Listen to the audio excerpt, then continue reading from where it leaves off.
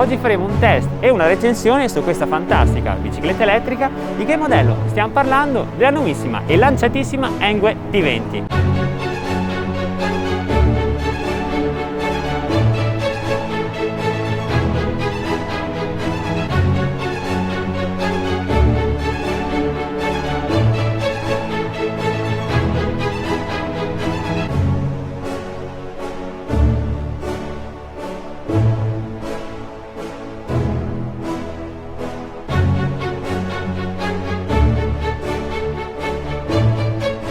Come in tutte le recensioni delle bici elettriche che faccio sul mio canale, anche questo video l'ho diviso in 3 parti. Nella prima parte vi mostrerò l'intero tutorial del montaggio, dove vi farò vedere passo passo tutti i passaggi per montarla. Nella seconda parte andremo a analizzare tutte le sue specifiche tecniche e nella terza e ultima parte vi svelerò il prezzo e tutte le mie considerazioni finali.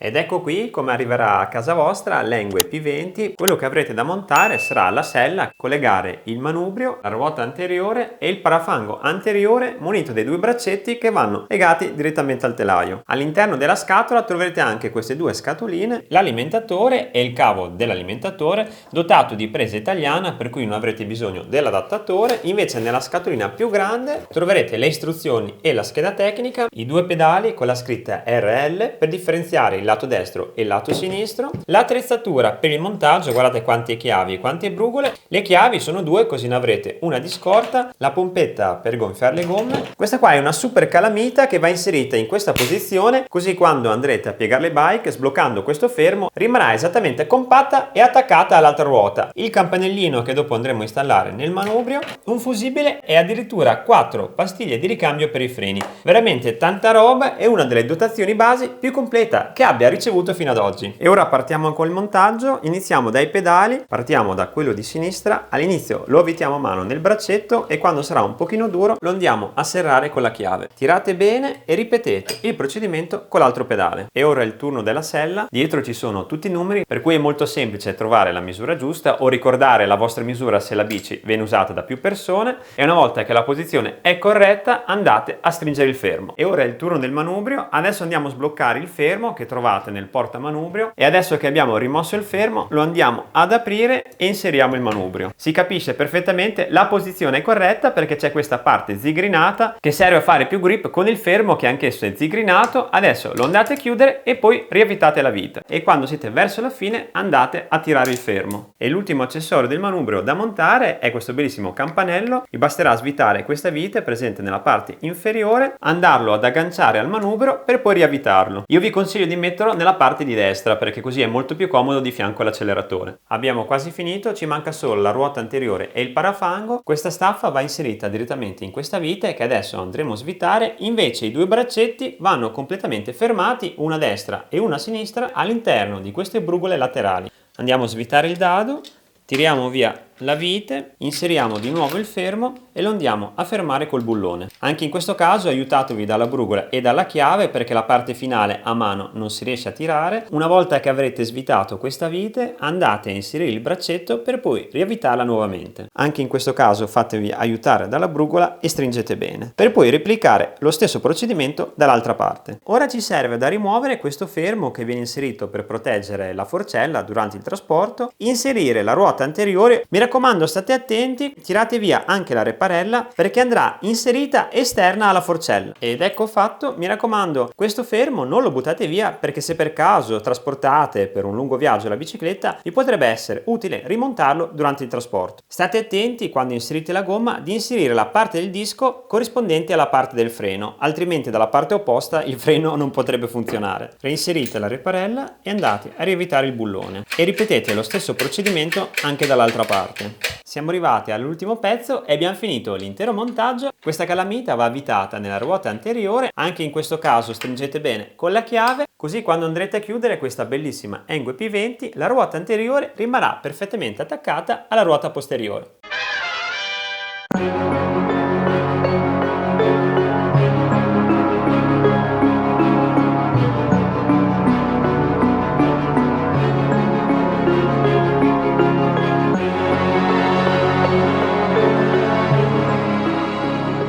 La tempistica per piegarla è veramente impressionante, ci impiegherete meno di 10 secondi. Guardate, è veramente una delle biciclette col meccanismo migliore.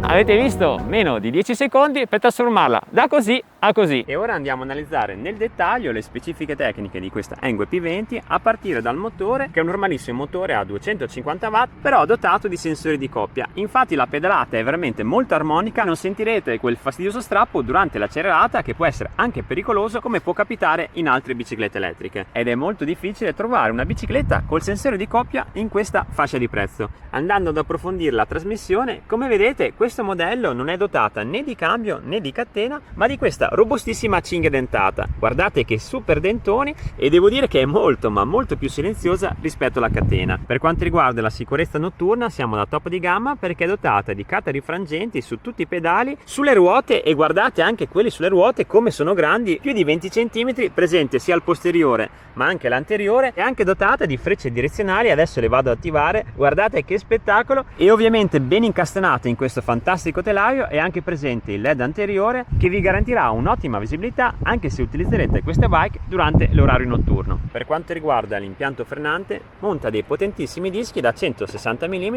sia all'anteriore che al posteriore, perfettamente dimensionate per queste ruote che non superano i 20 pollici di diametro e 1,95 di spessore. Tutti i test che ho fatto mentre utilizzavo questa bicicletta elettrica, quando ho provato a frenare sia nel fuoripista ma anche nell'asfalto, si è sempre fermata correttamente. Per quanto riguarda la batteria, è completamente rimovibile, vi basterà inserire la chiave, girarla e la potrete portare direttamente a casa per ricaricarla senza dovervi portare la bicicletta. Per quanto riguarda un po' di dati tecnici, 36 volt, 9,6 A, e quando avrete esaurito la carica, per ricaricarla completamente vi ci vorranno all'incirca 5 ore. Per quanto riguarda il telaio, devo dire che ha un design che mi piace veramente tanto, è molto minimalista, e anche questo colore simil carbonio è veramente tanta roba. Sia il manubrio ma anche il selino sono completamente personalizzabili, così la potrete modificare in base alla vostra altezza. Ha superato anche la certificazione di impermeabilità IP6, e per quanto riguarda il carico massimo può reggere fino a un carico di 120 kg. E come ciliegina finale vi svelo anche che è dotata di Bluetooth, per cui potete anche scaricare l'app direttamente dal Play Store o l'Apple Store dell'Engwe, così potete monitorare tutti i dati dei vostri viaggi. Per quanto riguarda il manubrio, troviamo questo piccolo display al cui interno potrete vedere la velocità, il livello di pedalata assistita, il numero dei chilometri totali, l'icona del LED e luci se ce le avete accese oppure spente, e anche il livello della batteria. E per regolare la pedalata assistita vi basterà schiacciare questi due tastini, quello superiore per aumentare da 0, 1, 2 e 3 e quello inferiore per diminuire da 3, 2, 1 e anche 0 per farla andare completamente senza utilizzo della batteria. Questi due pulsantini invece sono le frecce direzionali, ovviamente quella di sinistra e quella di destra, e qua sopra troviamo la leva del freno anteriore. Per quanto riguarda dall'altra parte troviamo ovviamente la leva del freno posteriore, il campanello che è veramente molto potente, e questo simile acceleratore che serve a tenere una velocità costante di circa 4-5 km/h. Devo dire che mi sono divertito tantissimo con questa Engwe P20, ovviamente non è una bicicletta da fuoristrada, ma principalmente per le città e le strade urbane, ed è proprio in questi ambienti che dà il meglio di sé, soprattutto per il suo peso molto contenuto. Infatti pesa solamente poco più di 18 kg, e se per caso cercate una bicicletta che sia molto comoda per essere trasportata in macchina o nei mezzi pubblici come il treno o l'autobus, questa Engwe P20 potrebbe essere veramente la bicicletta che fa il caso vostro. E anche l'autonomia mi ha stupito piacevolmente, perché sono riuscito a fare 90-100 km prima di doverla ricaricare. Riassumendo, è veramente un gioiellino, frena bene, è molto compatto, leggero ed è facile da trasportare. E infine, per quanto riguarda il prezzo, questo modello costerebbe 1.299 euro. Ma le sorprese non sono finite, perché attualmente è attivo un doppio sconto, 200 euro sul sito più ulteriori 100 euro col coupon, addirittura 300 euro di sconto rispetto al prezzo di lancio. Se volete approfittarne di questa super promozione prima che scada, mi raccomando, nel primo commento e nella descrizione di questo video vi ho lasciato il link diretto per acquistarla e tutte le informazioni per usufruire dei 300 euro di sconto. Approfittatene prima che scada. Se vi è piaciuta questa recensione mettete un bel like e iscrivetevi al canale, e noi ci vediamo al prossimo video. Ciao!